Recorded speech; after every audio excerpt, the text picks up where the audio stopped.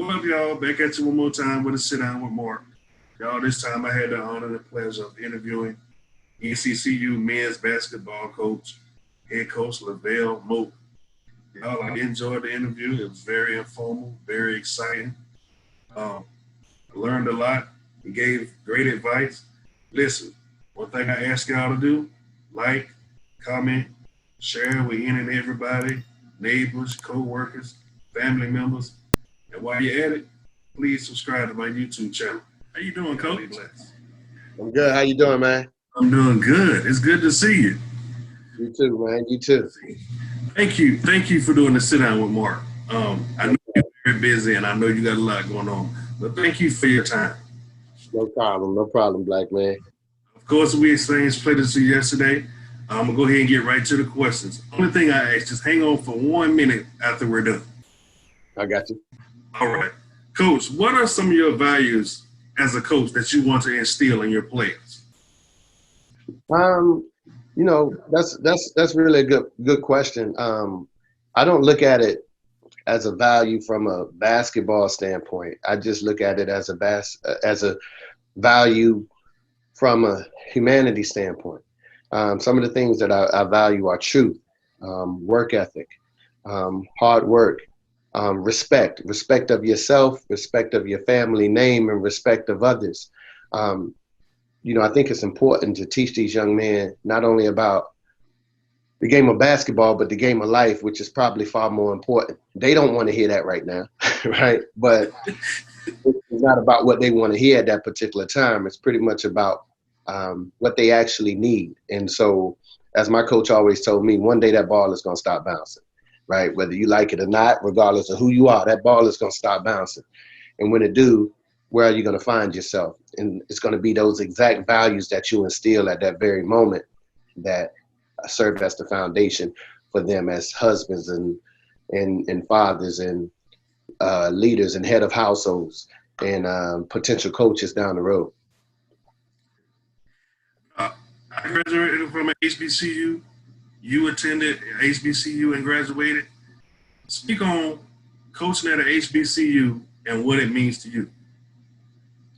For me, it means everything. It's more than just a job. I see so many coaches that didn't attend HBCUs, but they get an HBCU job and they try to speak on the HBCU experience. You and I both know the experience starts from the initial time you plant that seed as a student athlete, right? And it's everything. It's the wisdom, it's the knowledge, it's the cultural understanding, it's the ability to identify people. Like we knew, you can tell who's from DC just by looking at them in their swag. You can tell who's from New York. You can tell a Cali kid and a Florida kid, right? You could just tell those things. And I think that's the beauty of HBCU is that it not only teaches you your true history, it teaches you the actual cultural differences amongst your people, but it also brings you together and unifies you and have you show a strong appreciation for. So my HBCU experience, man, it's been incredible because I'm a two-time North Carolina Central grad. I got my bachelor's and master's from North Carolina Central. And this is a university that gave me an opportunity and molded me into the man that I've become since I was 17 years old. Coach, motivation is a big thing. And a lot of kids need that, players, we need that motivation on and off the court. How do you motivate your players? Just by being honest with them, right? Because here's what I found is that my job as a leader is to communicate to them, right? Oftentimes when we try to motivate people, we fail, right? Like some of the things that I've said on Twitter has went viral, and I was just being 100% honest with who I am.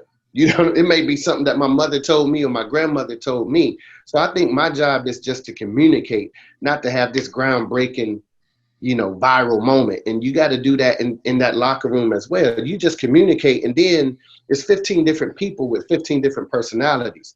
They'll pull and allow whatever it is that you said to motivate them from different circumstances. So I've learned that it's a difference between communication and motivation. Communication is when they hear and understand what you're saying. but motivation is when they act on what you're saying. So that's the first step that I go through. Then I try to get to know these young men, to know if I do need to press them and challenge them and push them to a certain level. You really have to know their responsibilities, because I was a teacher in the classroom for years, and it's that old adage, like, kids don't care how much you know until you show them how much you care, right? And so that's real. That's realer than real. And so I try to show them that I care for them, and I try to show them that, and I tell them from day one, look, I'm not here to be your friend. That's the problem with America right now. We got everybody in these positions of leadership trying to, placate to the feelings of these young men and these young women. And then when they get out there and they on their own and they act out accordingly, first thing we say is they crazy. No, they not crazy. We was crazy for trying to be their friend and demand the best from them. It's okay to demand greatness from them, just not be demeaning in the process. So, that's one of the things that I try to do, to motivate people. Just get to know them and try to always be truthful with them. And once you're truthful with them, they know you're pulling from a pure place, right? They know you're not trying to quote memes and all of these things. They know you're really pulling from a pure place to get them from where they are to the highest level possible. Coach, everyone has a role model, a mentor. Who was yours growing up and why? I had so many, man. Number one, my mother, she taught me the value of hard work, and she raised me. And my grandmother taught me the importance of hard work and spirituality, right? And me having my faith. It's these necessary components that I've extracted from them that allowed me to have and serve as the basis of my program, right? Because then I had my so many people, man. I was really part of the African proverb, it takes a village. So if I get the name and names, there'll be some people like, man, you forgot, like, because there's so many people that contributed to my success, right? Ron Williams at the Boys and Girls Club. My middle school coach, Bob Smallfield. My high school coach, Frank Williams. He really taught me how to be a man. Greg Jackson at North Carolina Central. Now it's Mike Tomlin, from the Pittsburgh Steelers. George Raveling, who's the director of Nike Global Basketball. He's the legend within himself. Man, it's so many people that I just lean on. Nate McMillan, who just, that's like my big brother. He just finished coaching the Atlanta Hawks to the Eastern Conference Finals. And congratulations to him, by the way. Grant Hill, Ninth Wonder. Like I have so many people that I lean on and extract, and I try to do it outside of my business, so I can learn and grow as well, because they always say when you're through learning, then you're through. Hey, dog, the documentary, Why Not Us? I know I watched it from start to finish. I enjoyed it. And it was produced by Stephen A. Smith. And Lord have mercy, man, hopefully future NBA champion Chris Paul. How did it happen, and what was the experience like? Man, it was crazy, man, because, again, it's that relationship thing.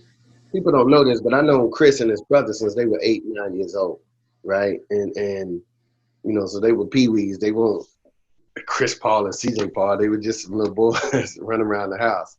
And, our relationship has blossomed, throughout the course of time. And I have a tremendous respect for his family.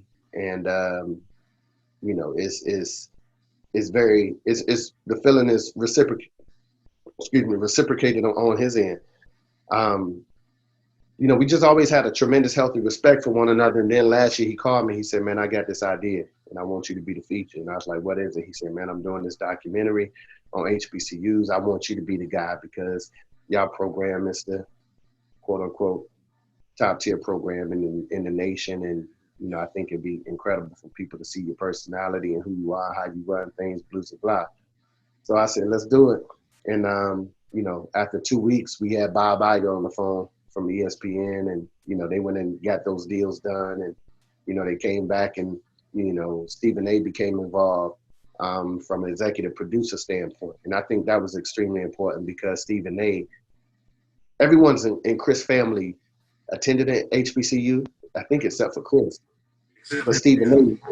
attended the HBCU, and it was what we were talking about at the beginning. Like, it's different when you just you sat in those classrooms and you walked that yard and you've been at the pep rallies and the step shows and the parties and the games and the, like it's just the overall cultural experience of an HBCU that's too difficult to explain and put into words, but maybe easier to put on the big screen for the world to see. And I think that was the brilliance and importance of Stephen A., who came in and brought and shared some phenomenal ideas in which we ended up using as well. And my only thing was, look, this ain't a reality show. I'm not Stevie J, no disrespect to Stevie J, you know what I'm saying? But I'm not one of these people that's just going to be acting because it's cameras here. My style is after 2 minutes, I forget the camera's there anyway. So, I may say some things that ain't TV worthy or whatever. Please forgive me. The God knows my heart, but it's the truth. And that's part of the HBCU experience and how we have to raise this next generation. You follow what I'm saying? So it's not going to be your typical cookie cutter experience or demeanor, but it's going to be as real as we can possibly present it and hope the world accept it and embrace it. And they did. Last question, and I'm going to let you go. What advice would you give to any kid that is not expecting to play basketball at the college level, but want to get into coaching? Man, the main thing is there's no cookie cutter experience, man, because I get asked that question all the time. And, people look at where I am now, but they don't know my actual journey. And if I told you my journey, you'd be like, what in the world? Like it was the most non-traditional. My life has been the most non-traditional experience that you could possibly imagine. And that's why I know it's been touched by angel and touched by God and just kind of written way before. And I'm just like the vessel that's acting out the part. I had no desire to get into coaching, like zero. I didn't want any parts of it, right? And I just basically I was told by my mentor, Darryl Robinson, there's a middle school job available if you want to go interview for it. I went and interviewed for it. And when I get there, the assistant principal at the time is my favorite teacher of all time. She was my 7th grade teacher, right? And so I'm like, oh my goodness, y'all know how it is, man. Outside of your family, the people that's impacted your life the most are either teachers or coaches, it's period. And she was my favorite teacher of all time. And so it was difficult to tell her no. The same week, my former coach, Greg Jackson, called me from Delaware State and offered me a job for $85,000. So I had a decision to make. Do I take the middle school job, which paid $225 a month for 3 months, $675 a year, or do I take the $85,000 job and become an assistant at the collegiate level? I went home, I prayed about it. I was single at the time, so it was just me, and I ended up selecting and choosing the middle school job. People thought I was crazy. Hell, I thought I was crazy sometimes for doing it, right? It's not even fathomable that you select and choose a $675 job over $85,000. Like, that don't even make no sense at all, right? It's like, that's what I'm saying. It don't even make sense, but I did it. And after 2 or 3 years, I was filling out resumes to be a high school coach, right? But I was getting rejected. I still have the letters. Like, everybody was sending me the thank you, but no thank you letters, right? And a principal calls me and invites me in. That principal just so happened to be my 10th grade French teacher, Kathy Moore, right? And she said, I'm going to give you this job because ever since you were 16, I thought there was something extremely special about you, right? That's how I get the job, right? We go win a couple of championships. Now North Carolina Central is calling me. People don't know this, but I declined North Carolina Central 3 times because I was loyal to the woman in person that gave me a chance, because that's just how I operate. That's where I'm from, and that's the fabric of which I'm made. And she called me, Kathy Moore, who's now the superintendent of Wake County Public Schools. She called me into her office and she grabbed my face like this with 2 hands, and she looked me in my eyes and she said, what you have to offer this world is much better and much bigger than Sanderson High School. She said, you need to go take that job at your alma mater. And it was only from looking at her and receiving her validation and confirmation that I took the job at North Carolina Central, and the rest is history. So that's a long-winded answer to say, what advice would I give someone?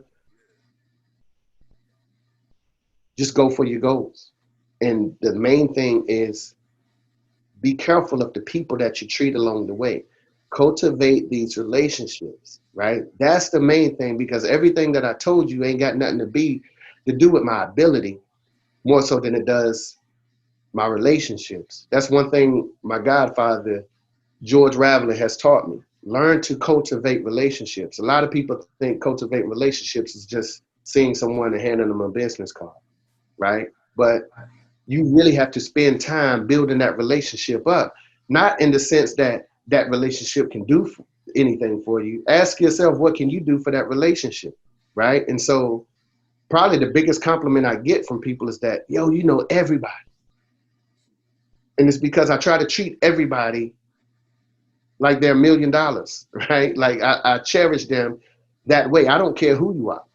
I treat the janitor and the custodian at my school the exact same way I treat my chancellor, right? And I think that's extremely important, because the more people that you can help and build along the way, the better off you'll be. The more people that will help and build you along the way. That's just how it is. I just come from a community-oriented environment, and I just think that's how we have to be, is unified once we get in positions of power. Thank you for your time. I enjoyed the interview. Hopefully, when the pandemic is over, we could shake hands and exchange pleasantries. But you enjoy yourself. Stay safe. Stay blessed. God bless your family. God bless you too, man. I appreciate you having me, Mark. Yes, sir.